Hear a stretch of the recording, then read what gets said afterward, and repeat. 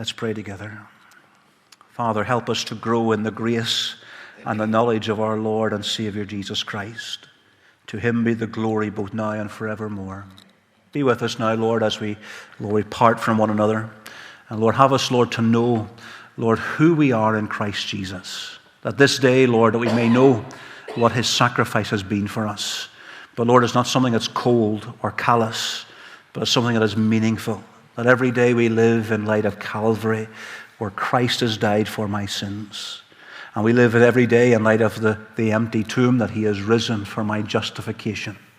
Remind us of these things, that they're not just words on a page, but they're realities in our hearts and minds and lives.